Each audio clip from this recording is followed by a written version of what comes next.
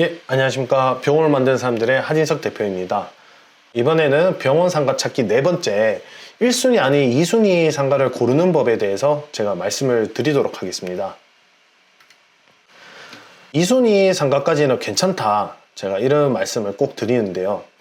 실제로 원장님들이 대부분 처음 개원 입지를 보실 때 코너 자리, 사거리에 횡단보도 껴있고 아니면 유동인구가 가장 많은 그런 누가 봐도 정말 좋은 자리다 이런 데만 보시는 경우가 좀 많거든요.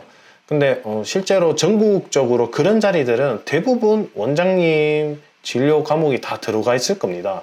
그래서 그런 자리만 보신다면 2년, 3년이 지나더라도 자리를 선택을 못 하시는 경우도 많고요. 아니면 그런 상가에 만약에 신축 건물이 올라왔다 이럴 경우에는 월세가 굉장히 비쌀 겁니다. 제가 좀 심할 때는 월세 1,500, 2천만 원까지도 받으니까 그래서 그런 부담이 있기 때문에 원장님들이 1순위 상가를 꼭 고집을 안 하셔도 2순위 상가에만 들어가셔도 충분히 잘 될 수 있습니다. 하지만 아무 2순위 상가에 들어가시면 안 되고 제가 생각한 여러 가지 조건들이 있습니다.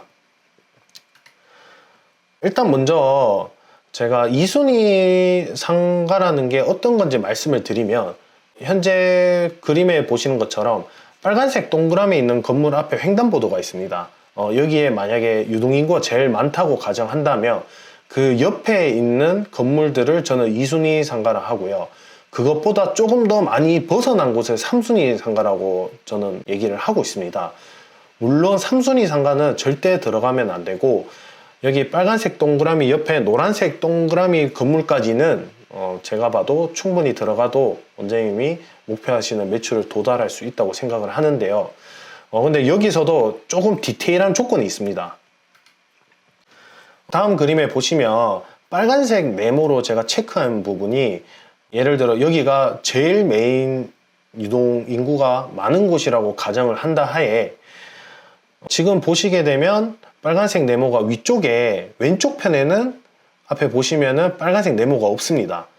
1순위 건물에 바로 옆쪽에 있는 2순위 상가 건물이긴 한데 만약에 그 건물 앞에 유동 라인이 아니다. 주동선 라인이 아니고 메인 동선 라인도 아니고 앞에 유동인구가 없다고 하면 저는 피해라고 꼭 말씀을 드리고 싶습니다. 이런 것은 사람들이 심리적으로 저쪽 편은 잘 안 간다는 그런 게 좀 있어서 제가 봤을 때는 원장님들이 개원을 했었을 때 많은 돈을 들여가지고 사실 어떻게 보면 배팅을 하는 건데 굳이 저런 자리까지 들어가서 이제 하시는 게 저는 조금 안 맞다고 봅니다. 제가 실제 그 앞 시간에 말씀드렸던 폐업 직전에 원장님들 만나보시면 보통 이런 데 들어가 있는 원장님들이 굉장히 많으셨습니다. 그래서 원장님들께서는 2순위 상가를 볼 때는 꼭 그 2순위 상가 앞에 그게 유동 라인이 있는지 동선 라인이 있는지 그거를 꼭 현장 가서 확인을 해보시고 주변에 흡수할 수 있는 상가나 이런 것들이 다 있는지 그런 것까지 한번 체크를 하셔가지고 2순위 상가를 들어가시면 됩니다. 제가 2순위 상가에 대한 조건을 다시 한번 정리를 해드리자면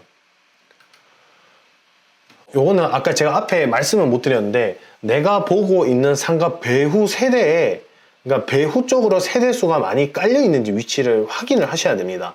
만약에 2순위 상가인데 배후 쪽으로 세대수가 많이 없다 이러시면은 그 자리도 들어가시면 안 됩니다. 네, 그 다음 설명드렸던 그 2순위 상가 앞에 그 동선 라인이 위치해 있는가 만약에 동선이 없다면은 절대 들어가시면 안 됩니다. 그리고 그 2순위 상가 같은 경우는 보통 앞에 횡단보도 있는 경우는 많이 없고요. 지하철역은 있을 수 있습니다. 지하철역이나 아니면 지하철역도 없더라면 맞은편이나 앞에든 버스 정류장이라도 있어야 됩니다. 횡단보도, 지하철역, 버스 정류장은 어쨌든 주변 세대들이 가장 많이 이용하는 거기 때문에 저는 개인적으로 이 셋 중에 하나는 꼭 그 2순위 상가 앞이든 맞은편이든 있어야 된다고 생각을 합니다. 지하철역 같은 경우는 사실 맞은편에 있는 거 의미가 없고요. 버스 정류장은 맞은편 있는 게 그래도 어느 정도 의미가 있습니다. 그래서 2순위 상가 볼 때 이런 부분들이 앞에 꼭 있는지 한번 확인을 하셔야 되고요. 그리고 원장님들이 현장 가보셨을 때 그 2순위 상가라도 뭐 나무나 뭐 여러 가지 또 안 좋은 시설물에 막 가리고 이런 건물들이 또 있거든요. 그래서 저 같은 경우는 보통 지도를 한번 보고 현장 가가지고 동서남북 그 건물을 기준으로 다 다녀봅니다. 다 다녀보면서 이 건물이 이 주변의 상가를 이용했었을 때 눈에 잘 띄는지 안 띄는지 그 부분을 제가 확인을 하거든요. 그래서 2순위 상가를 선택을 하실 때는 이렇게 도보나 차량을 타고 다녀보시면서 아, 저 건물이 그래도 이 상가에서 좀 잘 눈에 띄는구나 이런 부분을 꼭 확인을 하셔야 되고요. 원장님들이 가장 많이 하시는 실수가 겨울에 이렇게 보시는 원장님들이 나무 같은 경우는 보통 그때 나무 잎이 안 자라 있거든요. 그러면은 내가 상가를 조사하러 다녔는데 생각보다 저 건물이 잘 보인다 이렇게 해서 계약을 하셨는데 봄이 좀 지나면은 나무들이 다 이파리가 자라게 되면 그렇게 되면은 원장님 간판이나 이런 것들이 다 가려지기 때문에 그 부분을 꼭 염두에서 보셔야 되고 그런 부분은 뭐 네이버 지도나 카카오 맵에 월별로나 아니면 연별로 볼 수 있거든요. 그때 이제 여름 한 뭐 7월, 8월 이때 딱 클릭을 해보시면은 원장님이 계약하려는 그 위치가 나무에 가리인지 안 가리인지 이제 보실 수 있습니다. 그래서 그 부분을 꼭 이제 참고를 하셔야 되고요. 그래서 이런 기타 시설물들 건물에 가린 게 없어야 하고요. 1순위 상가로 만약에 원장님들이 보시게 되면 생각보다 자리가 많이 없습니다. 그렇기 때문에 만약 개원을 마음 먹으셨다면 내가 2순위 상가까지 고려를 해보셔야 되고 2순위에서도 제가 지금 말씀드렸던 이 5가지 이 부분만 사실 충족해도 충분히 개원해서 잘 될 수가 있습니다.